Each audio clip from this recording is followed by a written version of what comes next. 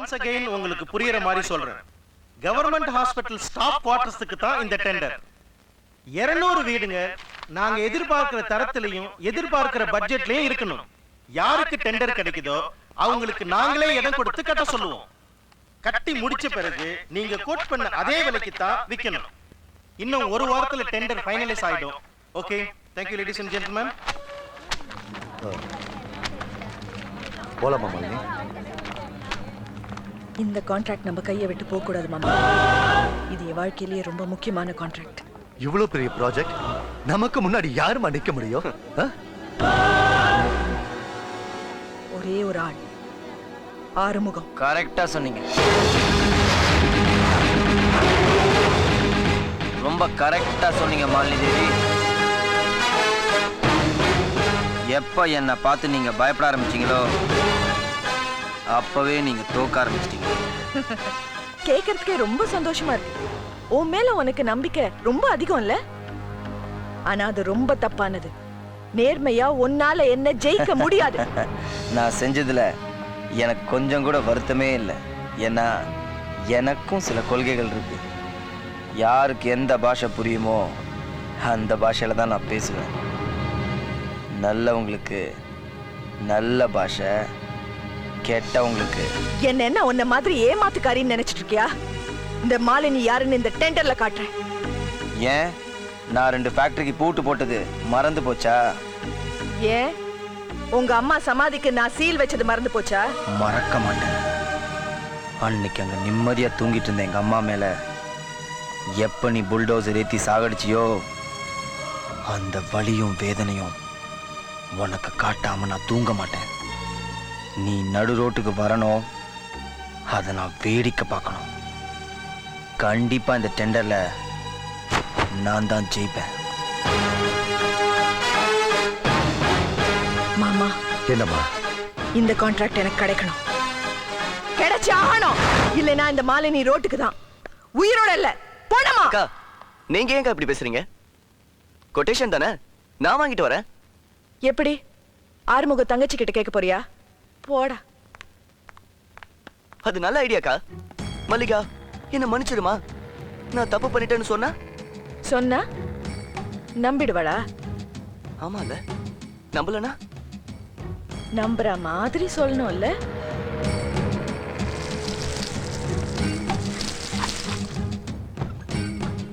நான் சொல்றபடியே சொல்லணும். அண்ணா, எப்படி இருக்கீங்க அண்ணா? எங்க அக்காக்கு நானும் ஆறுமுகமும் பழகிறது பிடிக்கல.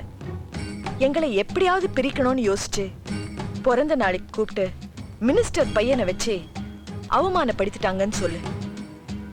அப்படியான்னு கேப்பா. ஆமான்னு சொல்லு. அது மட்டும் இல்ல மல்லிகா, உன்னை அவமானப்படுத்தினா ஆறுமுகம் சும்மா இருப்பானா? கலாட்டா பண்ணுவான். உடனே தடுக்க போற மாதிரி அக்கா நடுவுல போய் தானா தடுக்கி விழுந்து ஆறுமுகம் தான் தள்ளி விட்டான்னு பெரிய டிராமா பண்ணுவாங்க. அக்காக்காக நான் ஆறுமுகத்தை அடிப்பேன், உடனே எங்க நட்பு கலைஞ்சிடும்னு அக்கா பெரிய பிளான் போட்டாங்க. இப்பதான் தெரிஞ்சது எல்லாம் அக்கா செஞ்ச சதின்னு. தெரிஞ்ச உடனே ஓடி வந்தேன் அப்படின்னு சொல்லு. மல்லிகா ரொம்ப சந்தோஷப்படுவா. இந்த உண்மை தெரிஞ்சா அண்ணன் ரொம்ப சந்தோஷப்படணும். இனி நான் ஆறுமுகம் முகத்துல முழிக்கணும்னா அந்த டெண்டர் கொட்டேஷன் எவ்வளவுன்னு தெரிஞ்சுக்கணும். அதை விட ₹1 கூட எங்க அக்காக்கு எழுதி ஆறுமுகத்தை ஜெயிக்க வச்ச அப்புறம்தான் அவன் முகத்திலேயே முழிப்பேன்னு சொல்லணும். இதா பாருங்க அண்ணா.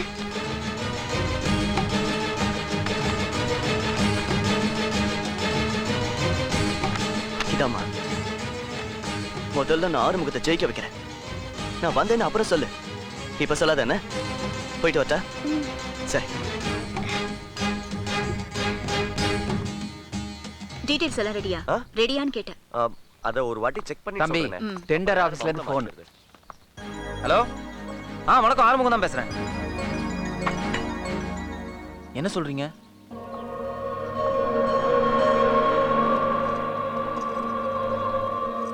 ₹1 வித்தியாசத்திலையா? நடக்க சான்ஸே இல்லை சார்.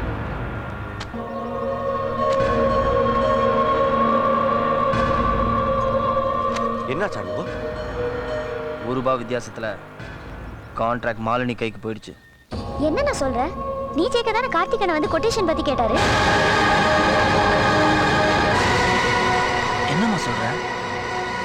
கார்த்திக் இங்க வந்தானா?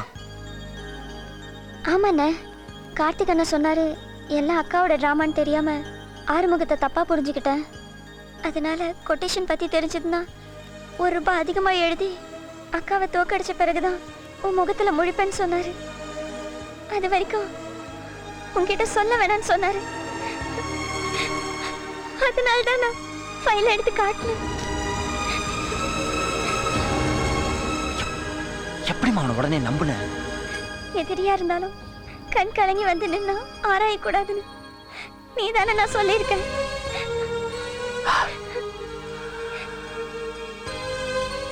டிராமாவை இவன் ஆடலமா,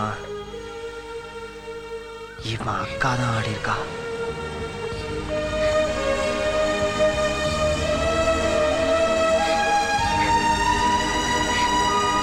அம்மா, நான் மாலினி கிட்ட தோத்துருவேன் போல இருக்குமா.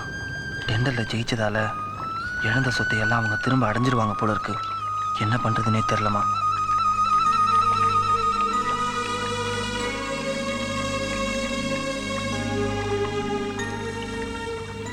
இப்ப நம்ம வாங்கின அந்த இடத்துல ஒரு சின்ன முருகன் கோயில் கட்ட ஏற்பாடு பண்ணுங்க. அந்த ஆறுமுகம் இந்த ஆறுமுகத்தை பார்த்துப்பான்.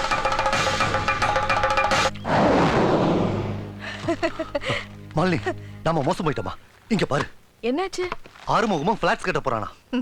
சோ எந்த இடத்துல தெரியுமா? நாம கட்ட போற இடத்துக்கு பக்கத்துலயே.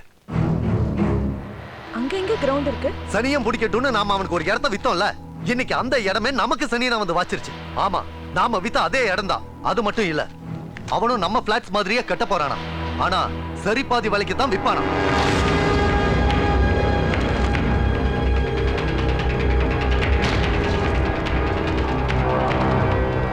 மேடம், இங்க பாருங்க மேடம், நீங்க சொன்னதுல பாதி விலைக்கு உங்க இடத்துக்கு பக்கத்துலயே ஆர்வம் கன்ஸ்ட்ரக்ஷன் ஆஃபர் கொடுத்திருக்காங்க. வாங்க எல்லாரும் நாம அங்க போலாம். சார் சொல்றது கேளுங்க.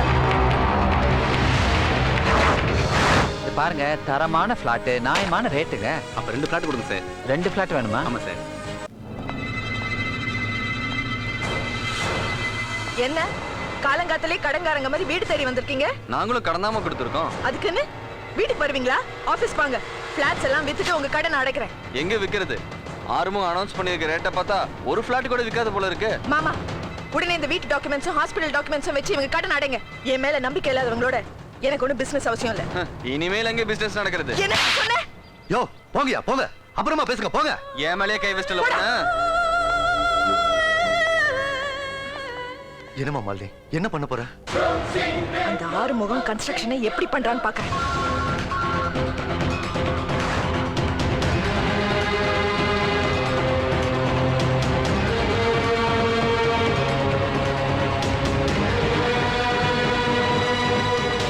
என்ன சார் சொல்றீங்க? எவ்வளவு போராடி பணத்தை ஏற்பாடு பண்ணி வேலையை ஆரம்பிச்சோம். இப்படி கட்டட வேலை தான் பாதியில நிக்குதுன்னு சொன்னா என்ன சார் அர்த்தம்? சார், ப்ராப்ளம் ஒண்ணும் இல்ல சார். சிமெண்ட் தான்.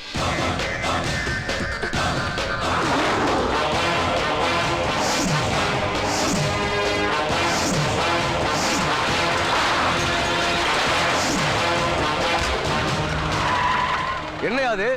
என்ன திமிரு உனக்கு? என் கூட ரைடா? ரொம்ப தேங்க்ஸ் சார். அந்த சிமெண்ட் கூட உங்களுதுன்னு ஒத்துக்கிட்டேன். ஆறுமுக சிமெண்ட்டை ரிலீஸ் பண்ணிட்டான். மினிஸ்டரால ஒண்ணுமே பண்ண முடியல. கன்ஸ்ட்ரக்ஷனை தொடங்கிட்டான்.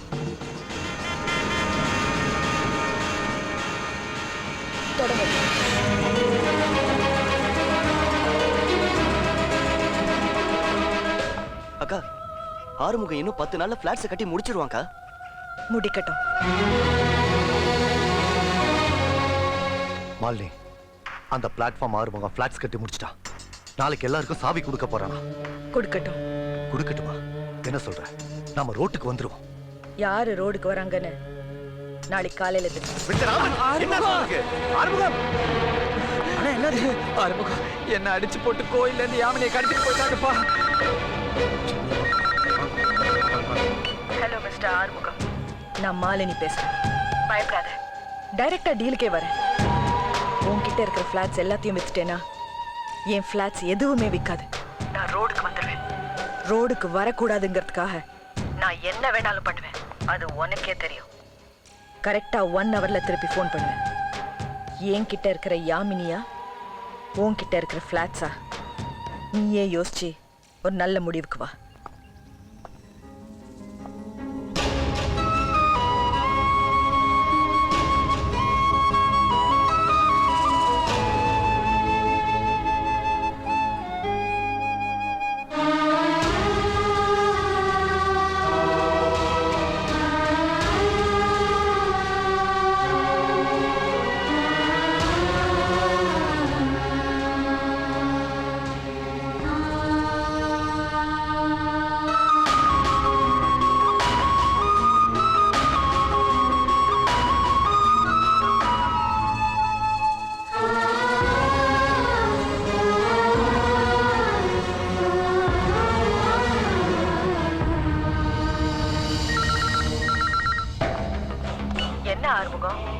யோசிச்சியா? யாமினிய கொன்னுடு. முடிஞ்சா நீ வந்து நான் சேல்ஸ் பண்றத பாரு. டேய், உனக்கு என்ன பைத்தியம் முடிச்சிருச்சா? கடைசி அந்த மாலினி கூட மோதி மோதி உனக்கும் பணக்கார புத்தி வந்துருச்சுல. அந்த புள்ளைய கொண்டுதான் நம்ம வாழணுமா? இதே பழைய ஆறுமுகமா இருந்தா என் பேச்சை கேட்ப. இன்னைக்கு நீ கோடீஸ்வரன், இந்த எச்சி தட்டு கல்லுனே மதிக்க போற. டேய், செத்து போன உங்க அம்மாவுக்காக உயிரோட இருக்க ஒரு பொண்ணை கொலை வச்சன உனக்கு எப்படி மனசு வந்துச்சு?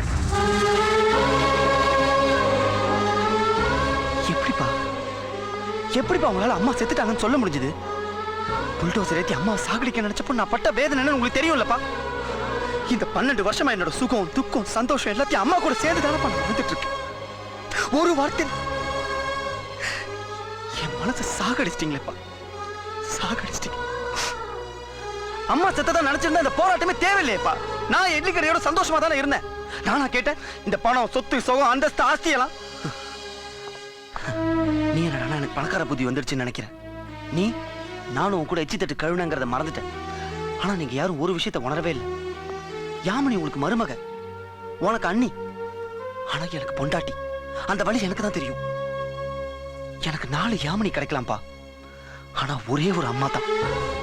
மாலினி ஜெயிச்சா அம்மாவோட ஆத்மா அழும்பா. பாரு பாரு, அம்மா கூப்பிடுறாங்க, குச்சிரு. சார், என் பொண்டாட்டிய காணும். ஐயோ எனக்கு எதுவும் தெரியாது சார். சத்தியமா நான் பண்ணல சார். மாலினி கடத்திட்டா. தயவு செஞ்சு என்ன நம்புங்க சார், நான் திருந்துட்டேன். அன்னைக்கு நீங்க சொன்ன அந்த ஒரு வார்த்தை என்ன மாத்திருச்சு சார். ஆனா மாலினி உங்க ஒய்ஃப் எங்க மறைச்சு வச்சிருக்காங்கிறத என் பழைய ஆளுங்களை விட்டு கேட்டு சொல்றேன் சார். உங்க தங்கச்சிக்கு நான் பண்ண தப்புக்கு ஒரு பிராயசித்தமா இருக்கட்டும் சார். முட்டும் அது சித்தம் தன்னை தட்டும் இனி ஒரு கணமினை